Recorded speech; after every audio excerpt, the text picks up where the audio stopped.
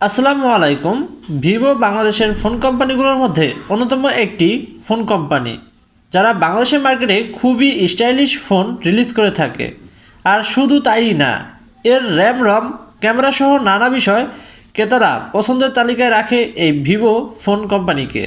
তারই ধারাবাহিকতায় এবার কিন্তু ভিভো নিয়ে এসেছে ভিভো Y51 মোবাইলটি। আমি ইমরান, আর আপনারা দেখছেন 1 মিনিট আপডেট। আজকে কিন্তু আমি চলে এসেছি ভিভো Y51 এই ফোনটি নিয়ে। আজকে আপনাদের সাথে কথা বলবো এই ফোনটির সকল ফিচার্স সম্পর্কে এবং জানাবো এই ফোনটি কেন কিনবেন এবং কেন কিনবেন না। তার আগে একটি কথা, আপনি যদি আমার চ্যানেলে প্রথমবার এসে থাকেন তাহলে অবশ্যই সাবস্ক্রাইব করবেন এবং পাশে থাকা বেল আইকনটি অন করে দিবেন। আর অলরেডি যদি আপনি আমার চ্যানেলটি সাবস্ক্রাইব করে থাকেন তাহলে আপনাকে জানাই অসংখ্য ধন্যবাদ। আজকে কিন্তু আমাদের কাছে আছে ভিভো Y51 এই ফোনটির দুটি কালার ভেরিয়েন্ট। আজকে আমি এটা নিয়ে আলোচনা করব।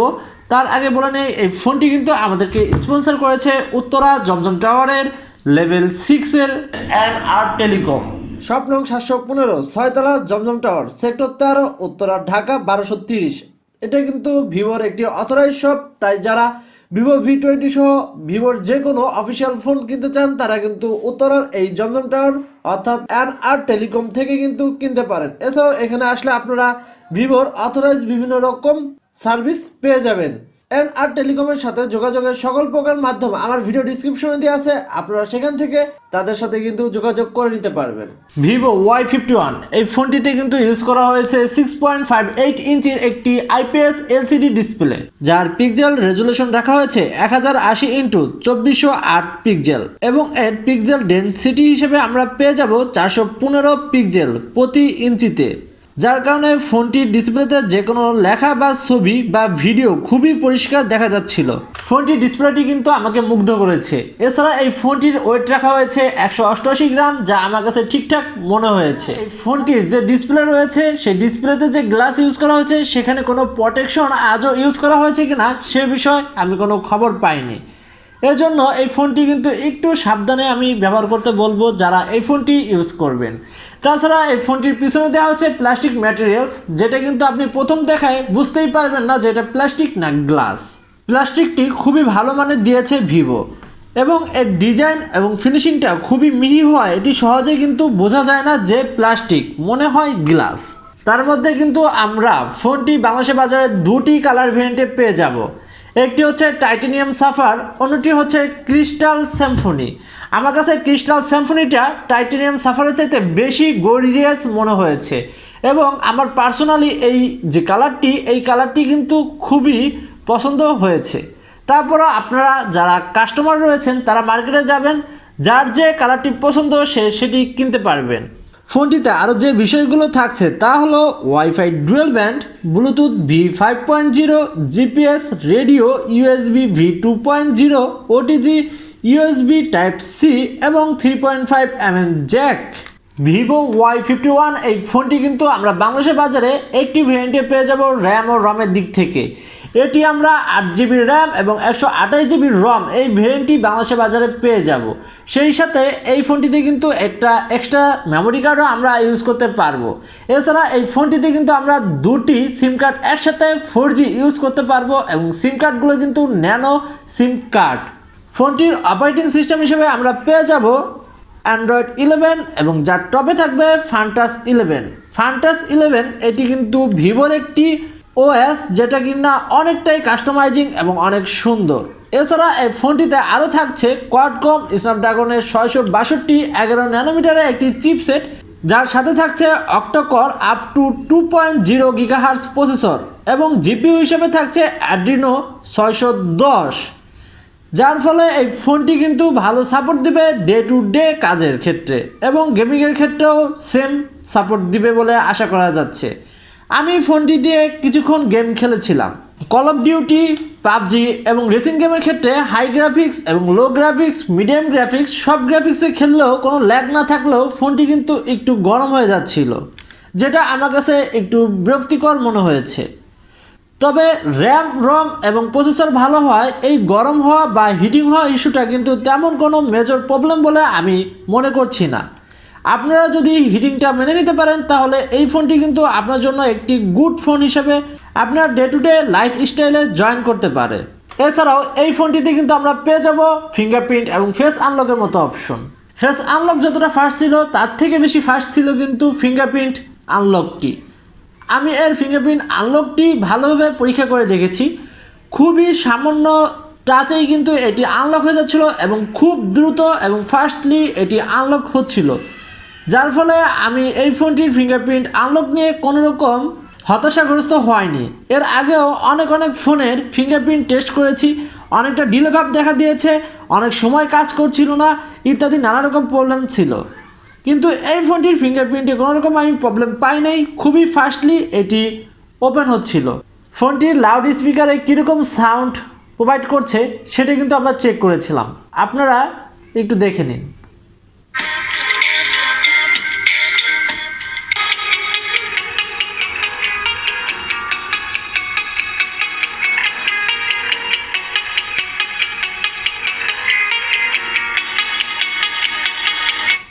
আমার কাছে এর স্পিকারটা যথেষ্ট পারফেক্ট মনে হয়েছে। গান শুনেছিলাম আমি হেডফোন দিয়ে, তখন কিন্তু হেডফোনেরও কোয়ালিটি কিন্তু খুবই ভালো আমার কাছে মনে হয়েছে। এছাড়া এই ফোনটি দিয়ে আমি কথা বলেছি প্রায় 10 মিনিটের মতন, তখন কিন্তু কোনো রকম সমস্যা আমি ফেস করিনি। এর নেটওয়ার্ক কোয়ালিটিও খুব ভালো আমার কাছে মনে হয়েছে। এবার চলে আসি এই ফোনটির ক্যামেরা সাইড নিয়ে কথা বলতে। এই ফোনটির সামনে দেওয়া হয়েছে 16 মেগাপিক্সেলের একটি ওয়াটারড্রপ নচের ভিতরে ক্যামেরা এবং এর পিছনে দেওয়া হয়েছে ট্রিপল ক্যামেরা, সেই সাথে একটি এলইডি ফ্ল্যাশ লাইটও দেওয়া হয়েছে।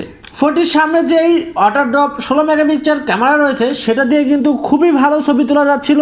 এই ফোনটির সামনের ক্যামেরা অর্থাৎ সেলফি ক্যামেরা দিয়ে যে ভিডিও করা যাবে সেটা কিন্তু 1080 রেজুলেশনের। আপনারা এখন ভিভো Y51 এই ফোনটির সেলফি ক্যামেরা দিয়ে ভিডিও দেখছেন। এই ভিডিওটা ভিভো Y51 এর সেলফি ক্যামেরা দিয়ে করা হয়েছে।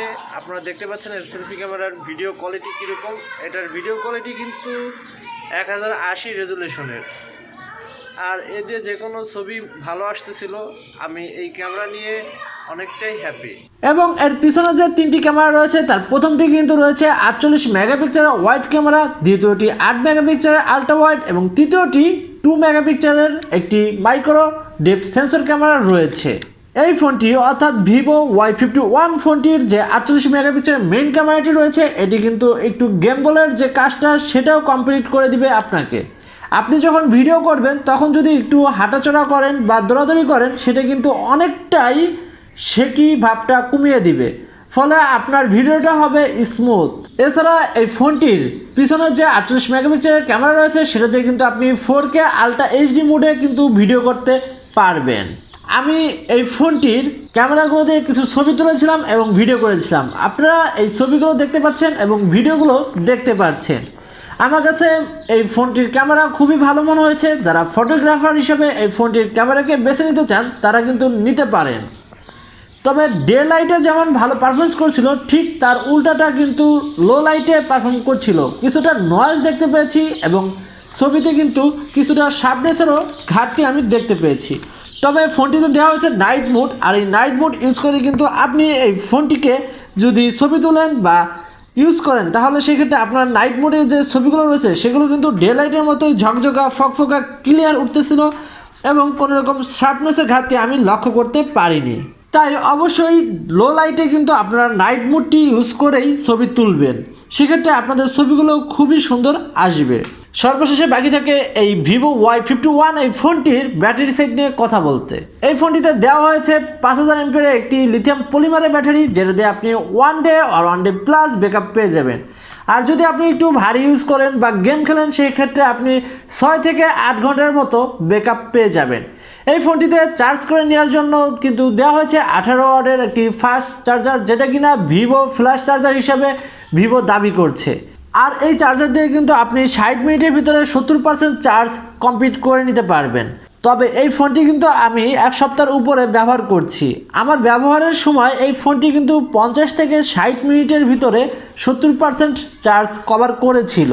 তাই যারা একটু বেশি বাইরে ঘোরাঘুরি করেন এবং যাদের কাছে মনে হয় যে আমার ফোনটি একটু বেশি সময় ধরে ব্যাকআপ দিলে ভালো হতো, তাদের জন্য কিন্তু এই ফোনটি আমি সাজেস্ট করতে পারছি ব্যাটারির দিক থেকে।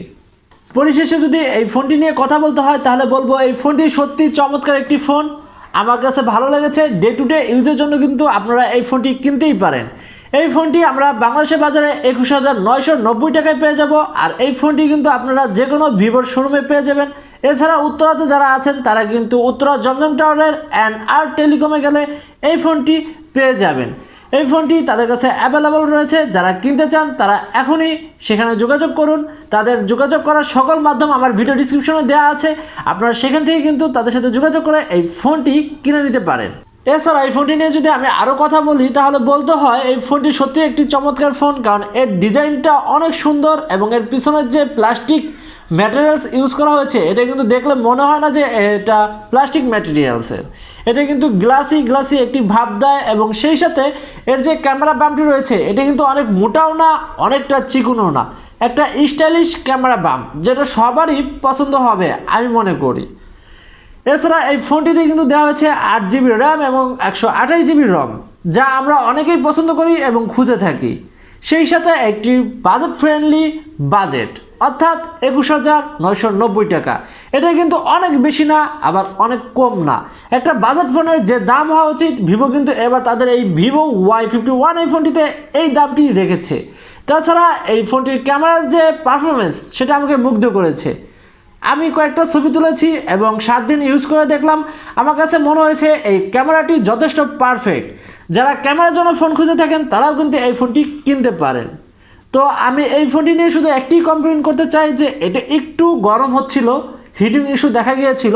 তবে দু একটা আপডেটের মাধ্যমে হয়তোবা ভিভো এটি ফিক্সড করে ফেলবে, তাহলে কিন্তু এই ফোনটিতে আর তেমন কোনোই দুর্বল পয়েন্ট আমি দেখছি না। এছাড়া এই ফোনটির যে স্ন্যাপড্রাগনের যেই 662 ইউজ করা হয়েছে প্রসেসর, সেটাও ভালো, একদম খারাপ আমি বলবো না। তো 21,990 টাকায় কিন্তু এই ফোনটি আসলেও কেনা যায়। তো যারা এই ফোনটি কিনতে চান তারা কিন্তু কিনে নিতে পারেন। আমরা শুধুমাত্র আপনাদেরকে একটি ফোন পরিচয় করাই দেই।